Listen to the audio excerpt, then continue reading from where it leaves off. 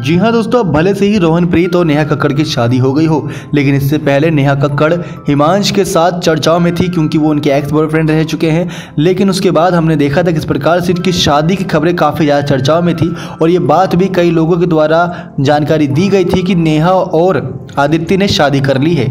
जी हाँ दोस्तों, हम बात कर रहे हैं इंडियन आइडल के मंच की, जहाँ पर नेहा कक्कड़ उसमें जज के रूप में काम कर रही थी, तो वहीं पर दूसरी तरफ होस्ट के रूप में थे आदित्य।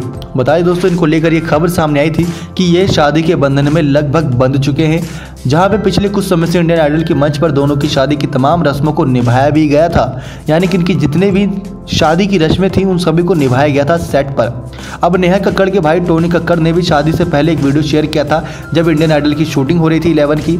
नेहा और आदित्य के साथ टोनी भी वीडियो में नजर आ रहे थे। वो कहते हैं कि 14 फरवरी 2020 को कुछ खास होने वाला है। इतना सुनते ही आदित्य नारायण कहते हैं, ये है मेरे असली साले साहब। यानी इससे पता चलता है कि जब शादी होगी तभी तो आदित्य इनको अपना साला कह रहे थे। आगे टोनी कहते हैं कि इनकी शादी 14 फरवरी को होने वाली है। उससे पहले मुझे लगा कि इनके सिंगल रहते रहते मैं अपना सिंगल गाना शूट कर लूं। टोनी ने बताया था कि ये वीडियो 10 फरवरी को रिलीज होगी। पिछले कुछ दिनों इसकी शूटिंग गोवा में हुई थी, लेकिन नेहा और आदित्य की शादी इंडियन आइडल 11 के मंच पर लगभग सभी रस्में निभा दी गई थी। जी हाँ दोस्तों, भले से ये पब्लिसिटी स्टंट के लिए हो या फिर सिर्फ टीआरपी रेटिंग को बढ़ाने के लिए, लेकिन हाँ, शादी की रस्में भारतीय संस्कारों में एक तरीके से ये है कि जब शादी की रस्में पूरी होती हैं तो वही आपका पति या फिर पत्नी कहलाती है।